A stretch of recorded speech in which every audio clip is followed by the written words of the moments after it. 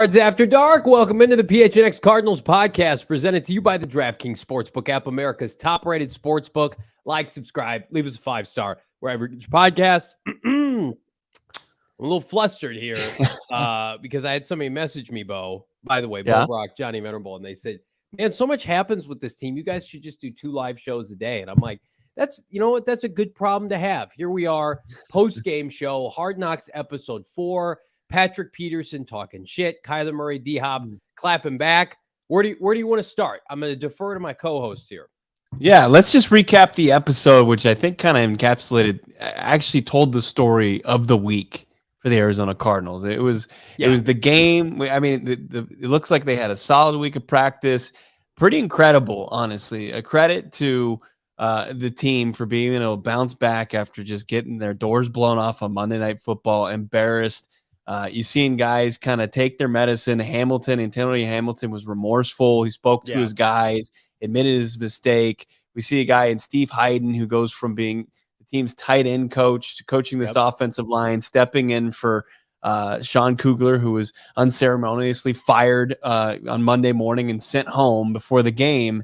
And this team was able to kind of put together a decent game plan that held Justin Herbert and this offense to 17 points before the final 2 minutes of the game. And the offense actually showed signs of life up until the final 3 possessions. And, you know, I think that this game was this episode was reminiscent of that, to where it was, you know, almost 80%, you know, positive stuff for this team, including the stuff with DeAndre Hopkins doing his philanthropic work in the community and doing things for domestic violence victims, and Isaiah Simmons rise back from being benched to playing big snaps for this team. But then at the end of the day, another loss for this team, and really trying to pick up the pieces, and the team kind of saying, hey, you got 5 games left. You're not playing for the standings. You're playing for pretty much pride, and kind of show who you want to put on film the next 5 weeks after the bye week. Yeah, it was interesting, that final clip of Cliff. He's like, yeah, I know it sounds like I say the same thing every week. I bet it does to everybody in that locker room. Want to welcome everybody in the chat. Mike, you're our guy. Dylan, it is good to see you, my friend. Kyler, they finally did Kyler from Kyle here in the chat. Yeah, it was some good Kyler stuff. I thought. His relationship with Hollywood's interesting to me. I love the throwback to Oklahoma. And I say what you want about this year, like the Hollywood Brown acquisition outside of his injury has been a positive one. He seems to be like really well liked amongst his teammates, which is great to see. Kyler looked very sad and frustrated at the end. I mean, you're at the point, like Bo just laid it out perfectly. Everything was going well. You're hitting all the beats. You feel like you're the better team, and you still lose. And you're at the point where it's just like, what are we even doing here? It's going to be difficult for a team that was touted as playoffs, deep postseason run, tons of talent, to then say, we have 5 games left. By the way, 2 of them are set to be nationally televised, which could be good or bad. And we'll cover it, of course, here on PHNX Cardinals. But like, what are we doing here? We had expectations, and we blew it. We blew it as coaching staff. We blew it as a team. And now we have this, we have this break. And I love Billy Davis at the end, just basically saying, this is not a vacation. And the fact that you have to say that to NFL players, I know they're younger, and then you open up the episode with the Sean Kugler continued fallout, and Cliff basically saying, I apologize on behalf of the coaching staff, will be better. There are so many body shots this team is taking right now. You can only absorb so much. Like, a strong organization that's got consistency and continuity can take 1 or 2 scandals here or there, and they'll persevere. Hell, the New England Patriots, the Deflategate, and the Saints with Bountygate, like, those organizations persevered.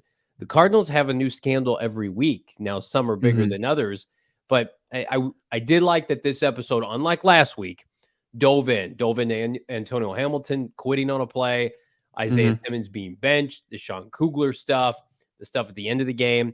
This was much more on brand for Hard Knocks that we've grown to know.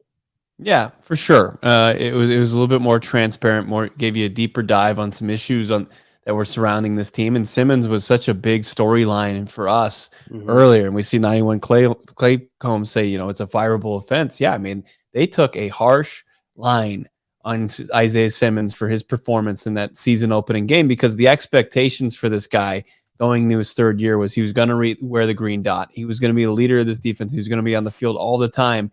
And he absolutely just got dog walked by Travis Kelce and Juju Smith-Schuster. And he didn't show up in week 1.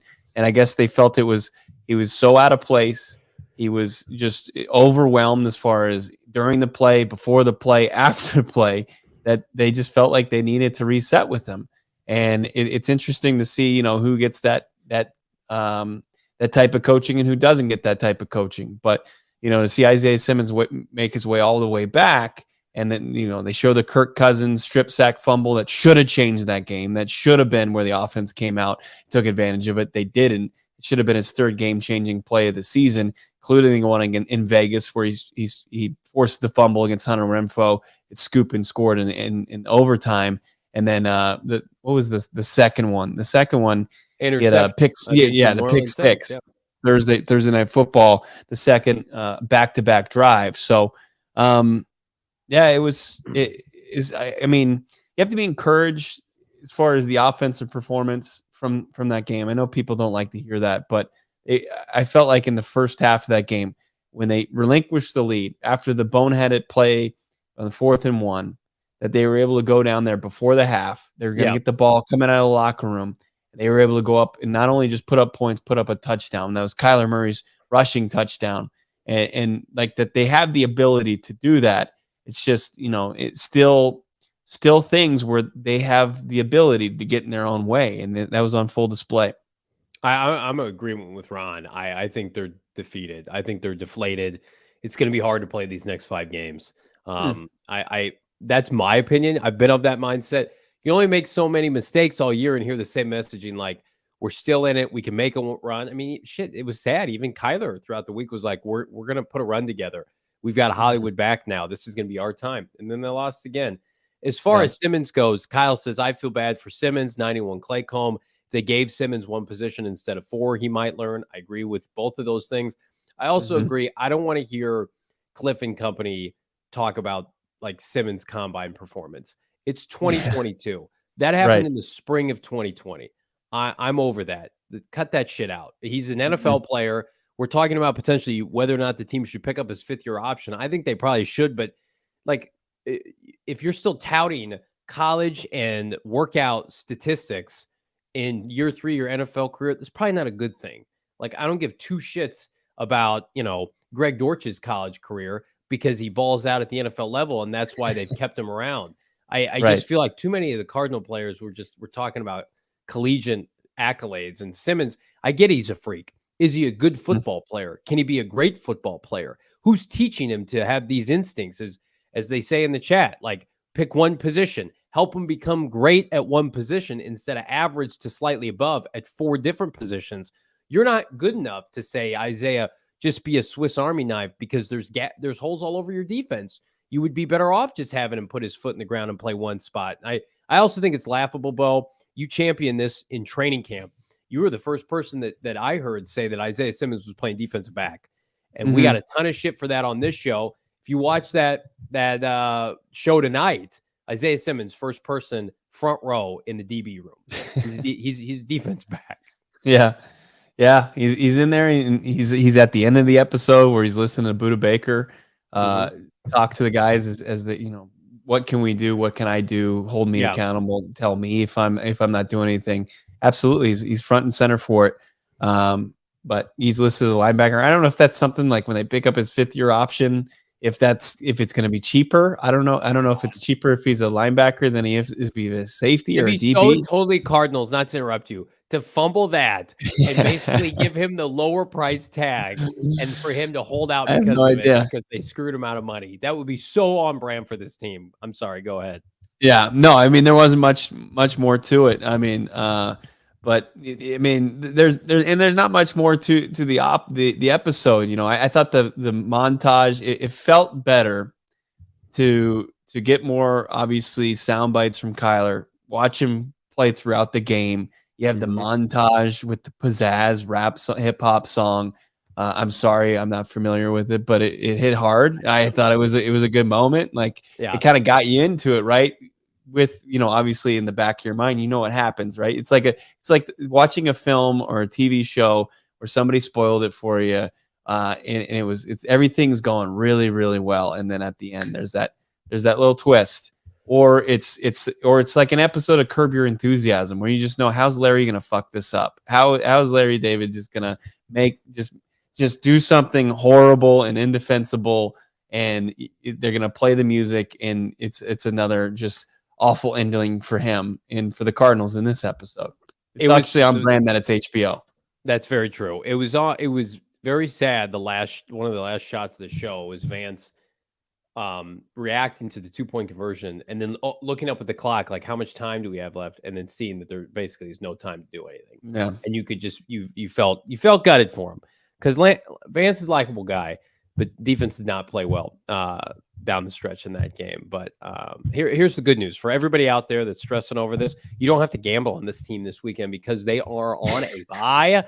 But guess what? There's a plethora of quality outings that you can bet on, including my DraftKings pick of the week. I like the Ravens -8 at home against the Denver Broncos. No one showed up to Russell Wilson's birthday party.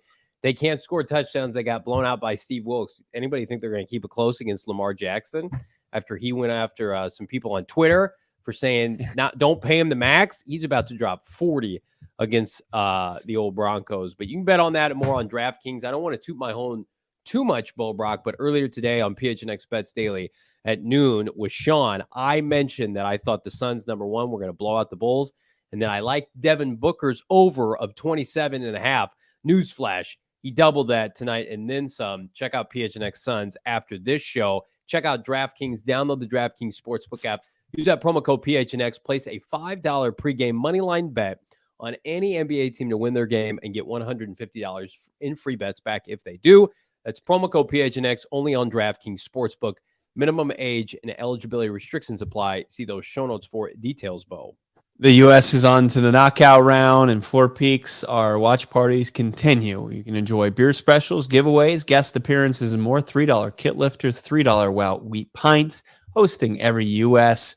match going forward, hopefully going forward. Mexico looked like they got knocked out today, but you got that 22-foot screen in all its glory. Looking forward to the U.S. on Saturday morning. If you aren't able to make it, you can at least still toast the red, white, and blue with some Four Peaks. Got to be 21 years or older. Get yourself some Kilt Lifter. Get yourself some Wild Wheat pints.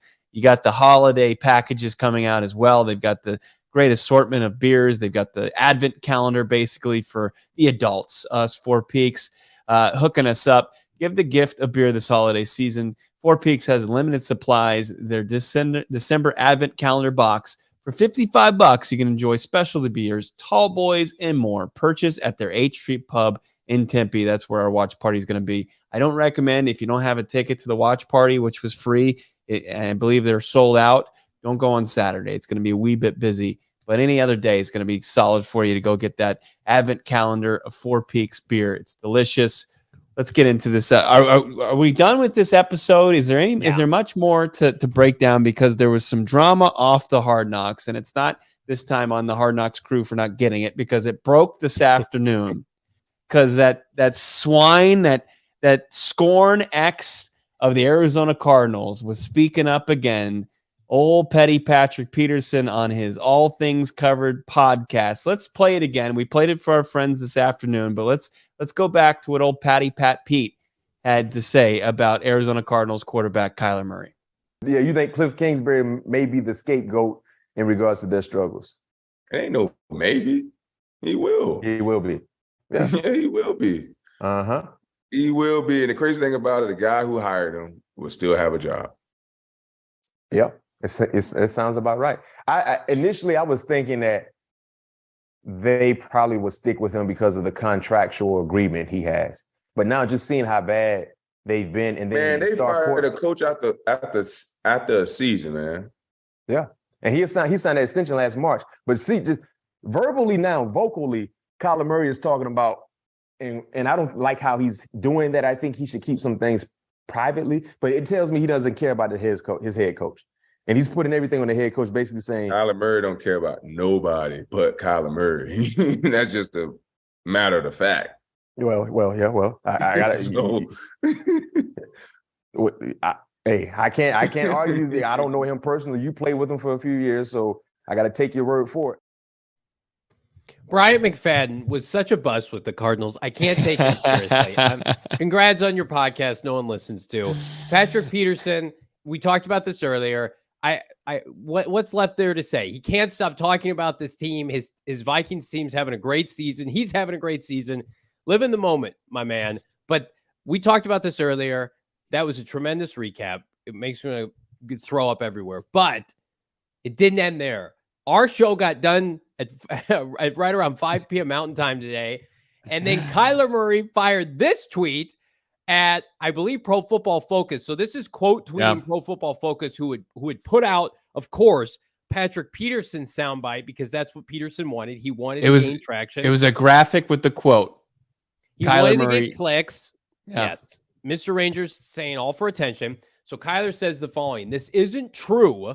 You on some weird shit, P2. You got my number. If you really felt like this as a big bro or mentor, you supposed to call me and tell me, not drag me so your podcast can grow."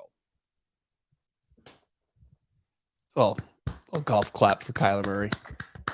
Just buried him. Called him out. Exactly what my co-host Johnny Venerable said when we were first talking about this. He was doing it for clicks. They're probably getting shitty downloads. Nobody listens to it because talk about self-absorbed, and nobody cares more about themselves than themselves is Patrick Peterson. And all things covered, probably needed a little boost. And he went after the team that is 4-8 and is already taken a bunch of shit in the media and is an easy target. And he's targeted him before, and he's done it for clicks before, and he's just going back to that well one more time. And good on Kyler Murray for calling him out on that. Patrick Peterson loves to play the role. He's like, I'm a mentor to everybody in the locker room. I'm the big bro. And for him to pull that shit, just completely classless, and good for Kyler to call him out. It didn't end there. Hell yeah. It kept going. The other shoe to drop here, DeAndre Hopkins took to Twitter and didn't specifically tag Patrick Peterson, but it's in reference to P2. And you love to see it from wide receiver one. Here were the two tweets, the first of which being DeAndre Hopkins stating, "You don't kick a man when he's already down." So suggesting, this is another layer to unpack, that Kyler's having a tough time.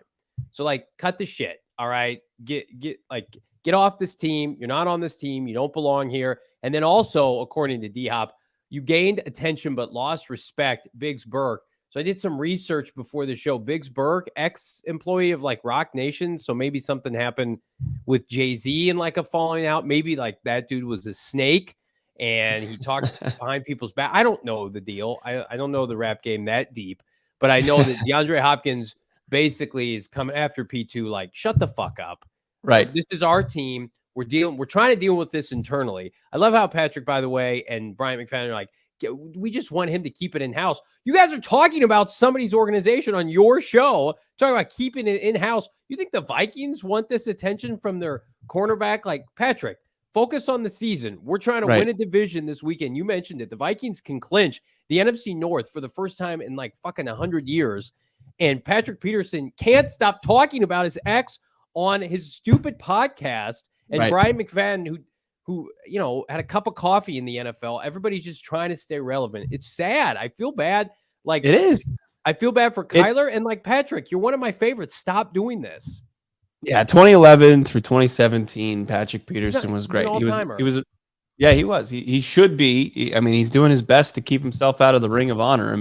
Even after all this is said and done, he deserves a spot, no doubt about it. Yeah. But it's the equivalent of you're about to go on your honeymoon with your new spouse, and you're sitting there in the airport and you're looking at Instagram and you're like, look at this fucking idiot. It's who cares? Who cares? We're married. Who cares about your ex? Who gives a shit? And he continues to go back to that well because he felt that bad about it. But let's keep in consider. Let's also realize that he was over 30 years old. He was a shell of himself as a player. He was coming off obviously the trade request in 2018, the PED suspension in 2019, and then 2 years of really not being the same caliber cornerback. He's a below average player. Steve Keim was not, you can say what you want about Steve Keim. I'm with you. I think 2018 was a good parting of ways. If the organization was smart, should have parted ways with Steve Keim. But the idea of him going to the negotiation table and locking in a 30-year-old corner to the money that Patrick Peterson and his representation were going to command at that point would have been irresponsible. And it was the right move to let him walk. And he's bitter about that because he doesn't truly understand that that's the business of the NFL. That the Vikings were willing to take a chance on him on a 1-year deal. That ain't shit. They had the cap money for that year. They went out, they got a cornerback, and that's what it was. But other than that, I mean, to lock him into nobody gave it to him. So what's he mad at the Cardinals for not giving it to him? He's gotten 2 1-year deals for $7 million. And right. Like the Vikings, even after his season this year, are not going to offer him a multi-year deal. His career is probably a couple of years away from being over. And it's sad. He's an all-time great. I think he's a borderline Hall of Famer.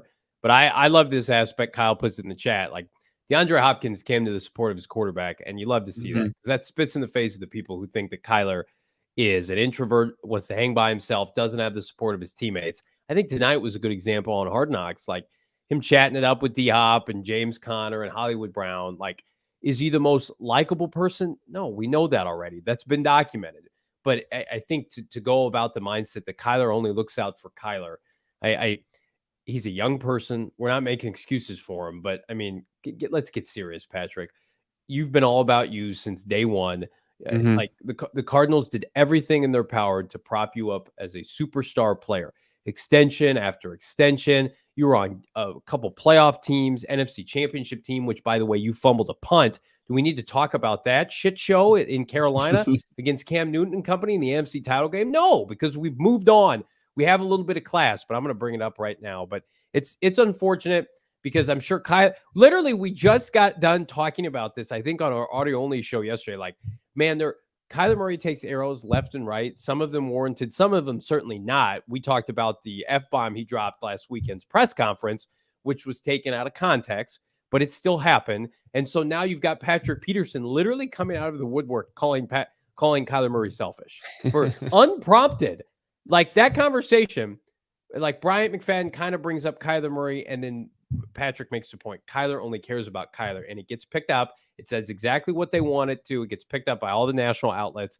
Kyler has to deal with it, just like Kyler had to deal with the homework clause, just like Kyler had to deal with all this other garbage that's happened during the year. So we literally can't go a week without something happening. Right. And he's having to deal also with, his quote at the end of the game on Sunday being taken out of context. People continue to run with that he was throwing Cliff Kingsbury under the bus when he wasn't. He was being self-deprecating and of the Cardinals offense and the play and how it ended, and just saying that it was not their play. Basically, we were fucked schematically. We were just fucked. It was a disaster from the jump, and people take that as, oh, he's throwing Cliff Kingsbury on his bus. Like, how is he airing their dirty laundry? And that's what really, even if anything, I mean, that's what kind of sparked this Peterson quote, which is, you got to know the full context, and he's just ready to jump on this Cardinals organization. It's you know that it's misguided, right? Because it did seem like Kyler was blindsided that P2 has such vitriol for Keim that he's willing to go after anybody associated with him. It's like, Kyler got my money, even though I'm over 30 and I play cornerback and I'm slow now. Oh man. Patrick, you're not the underdog, but you can play on Underdog Fantasy. I'm gonna play on Underdog Fantasy this weekend without the constraints of betting on Cardinal football. But hell, you can bet on the NBA with Underdog Fantasy. We're over year-long fantasy. We're on to daily fantasy. You should be too. Draft your team against 5 of your friends. The highest scoring squad for that night wins cold hard cash. You can draft up to 6 NBA players. No positional limits. That is it. All you got to do to get started, go to Underdog Fantasy or download the app, underdogfantasy.com. Sign up with promo code PHNX, and get this, friends. Underdog Fantasy is going to double your first deposit up to $100. So if you think Hollywood Brown, DeAndre Hopkins, Kyler Murray are going to go off the rest of the year in spite of this coaching staff, you can wager on it every single game day. Hires, lowers, what have you. Underdog Fantasy. Hell, if you want to phase the Cardinals because you're bitter at Steve Keim like Patrick Peterson, you can do that as well. But what you got to do first and foremost, use that promo code PHNX, Underdog Fantasy. Get in on the action today. I was talking to some family members today after the show, got some dinner with some friends and family, and they were telling me thanks for tipping them off on the More Furniture Cyber Week deal. They got in on it. You can continue to get in on it, save up to 50% off on the Cyber Week at More Furniture. It's continued through December 6th. And then you've got some more things coming down the pike. You got to stay tuned in for more furniture deals coming your way after that. You don't have to wait long. I mean, you had Black Friday, you got Cyber Week continuing at More Furniture. You want to kind of pimp out your house, your condo, your apartment for the holidays. More Furniture is going to hook you up what you want to buy for your home. Morefurniture.com. Check it out. More Furniture, morfurniture.com.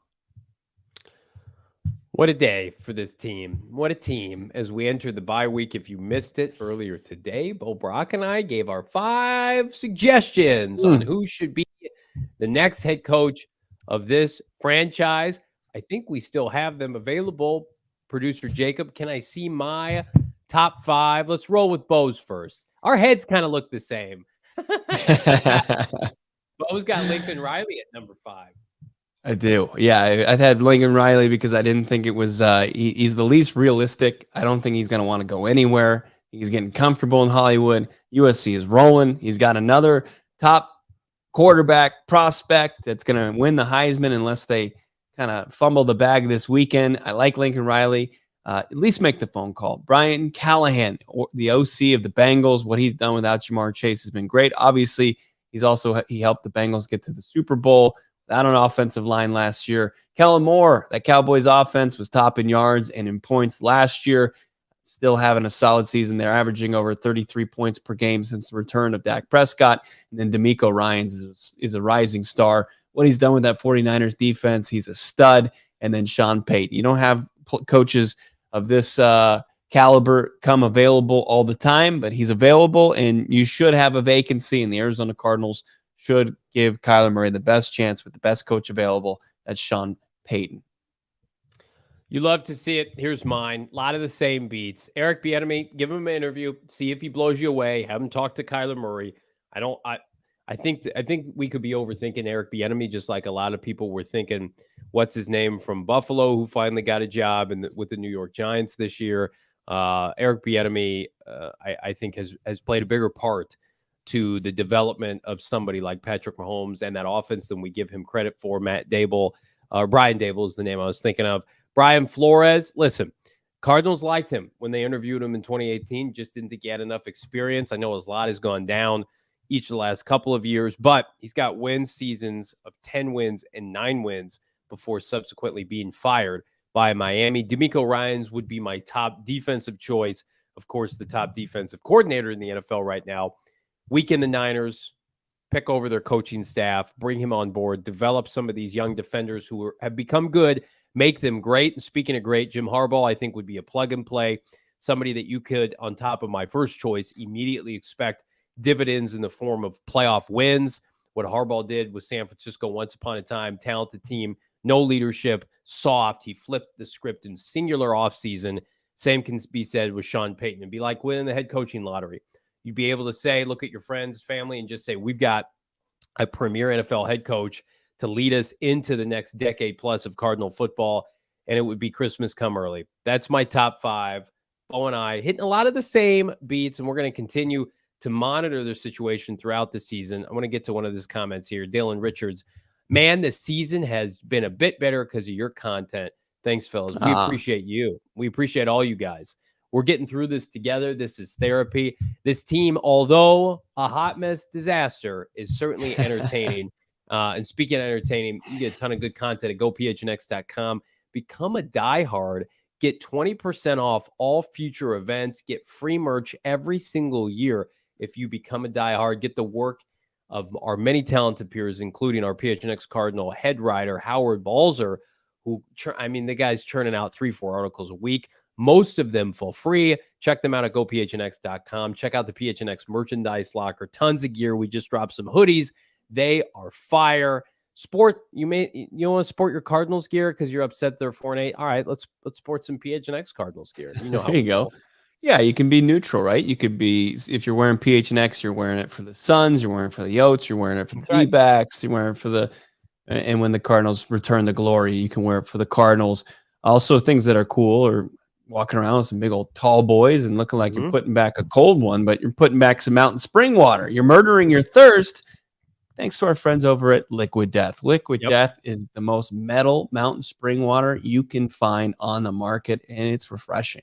It's going to get you hydrated in a much cooler way than Aquafina or whatever crappy, mountain spring water you're going to try to drink. Liquid Death does it better.